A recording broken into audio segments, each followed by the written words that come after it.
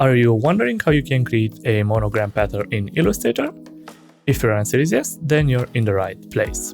Hi there everyone, my name is Andrei Marius. I've been working in Illustrator for over 10 years, and in this Envato Tuts Plus tutorial, I'll put my experience to use as I show you step by step how you can create this monogram pattern using Adobe Illustrator.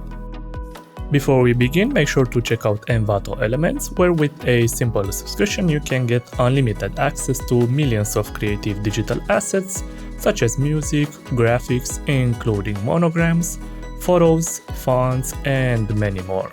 You can subscribe right now with the link in the description. Also in the description you can find a link that will get you to the Envato Tuts Plus website, where you can follow the written version of this tutorial. Let's move to Illustrator to create a new document. Select pixels from this drop-down menu. Set the width and the height to 850 pixels. Make sure that the color mode is set to RGB and the resolution to 72 pixels per inch. And then you can click this button to create your new document.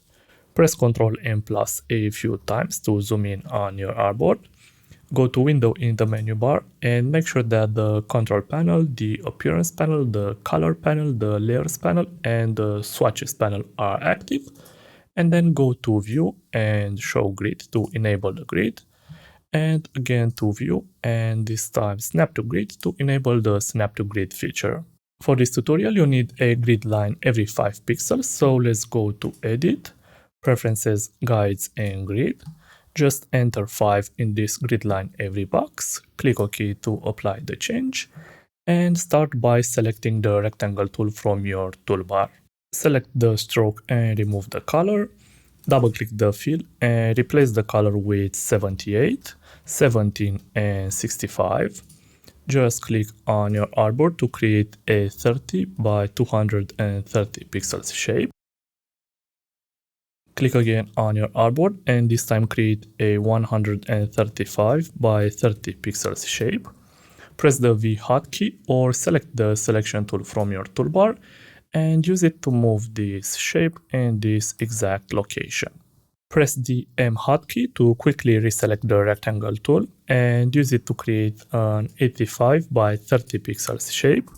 Press the V hotkey to reselect the selection tool so you can move this shape in this exact location.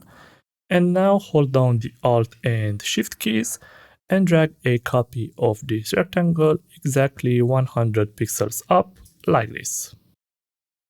Select all your shapes and press Ctrl C and then Ctrl F to add copies in front. Use this bounding box to rotate your copies like this. And then hold down the Shift key to move these new shapes in this position. Make sure that you are leaving a 20 pixels gap between these edges. When you're done, select all your shapes and go to Effect, Stylize and Round Corners. Set the radius to 10 pixels and click OK to apply this roundness to the corners of your shapes. Reselect all your shapes and simply drag them inside the Swatches panel to save them as a pattern.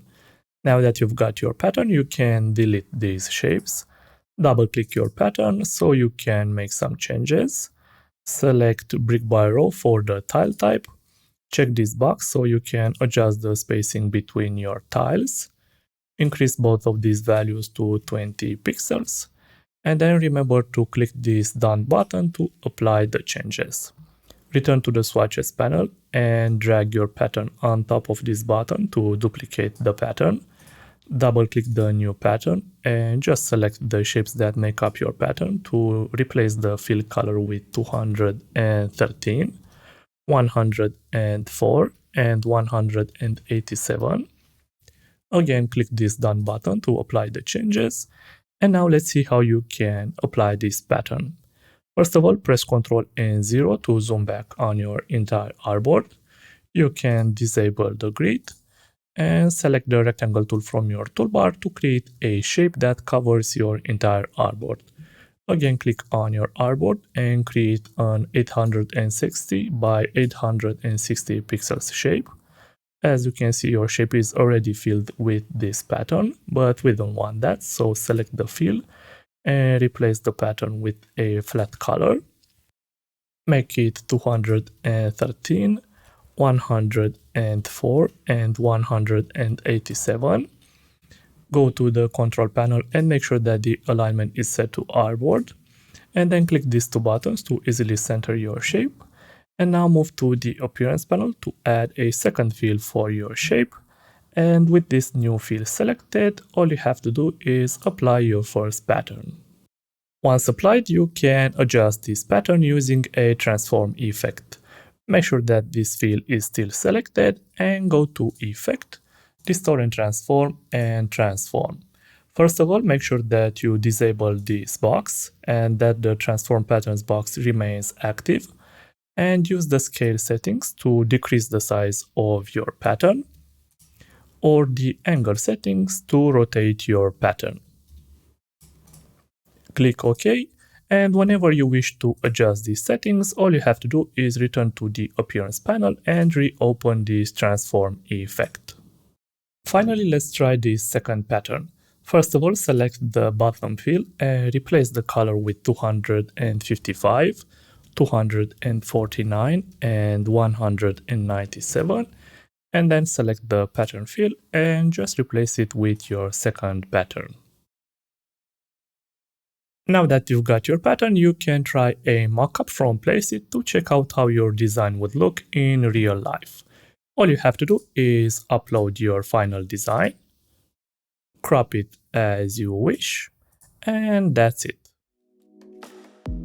I hope you've enjoyed this tutorial. Remember to hit that like button as it lets me know that I did a good job.